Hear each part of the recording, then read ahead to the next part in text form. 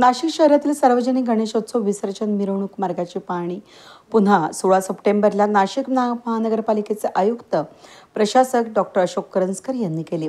विसर्जन मिरवणुकीचा मार्ग वाकडी बारव, फाळके रोड, दूध बाजार, गाडगे महाराज पुतळा परिसर, main road, Dhumal point, MG road, Mehar signal, Ashok Stambh, Ravivar Karanja, Malegaon stand, Panchavati Karanja, Malviya Chowk, Ramkund परिसर, गौरी पटांगण, म्हसोबा पटांगण या मार्गाची पाहणी डॉक्टर अशोक करंजकर यांनी 11 सप्टेंबरला केली होती।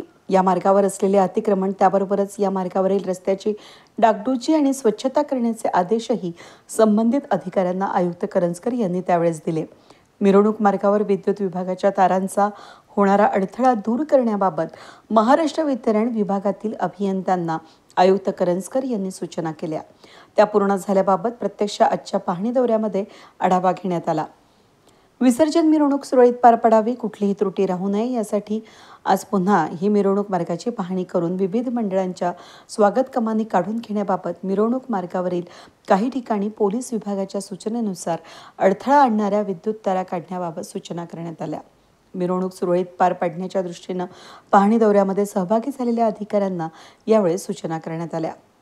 महापालिकेचे अतिरिक्त आयुक्त प्रदीप चौधरी, शहर अभियंता संजय अग्रवाल, कार्यकारी अभियंता सचिन जाधव, जितेंद्र पाटोळे, गणेश मैड, राजेंद्र शिंदे, अनिल गायकवाड, घनकचरा व्यवस्थापन विभाग संचालक डॉक्टर आवेश पलोड, विभागीय अधिकारी चंदन घुगे, राजाराम जाधव, मदन हरिश्चंद्र, उपअभियंता नितीन राजपूत, रवींद्र घोडके, नितीन धामणे अधिकारी या विसर्जन मार्ग मिरवणुकी पाहण्यादरम्यान सहभागी झाले होते।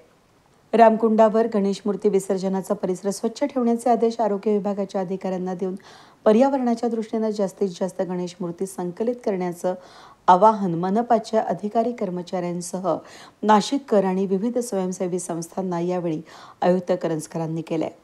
वेद न्यूज ब्युरो, नाशिक।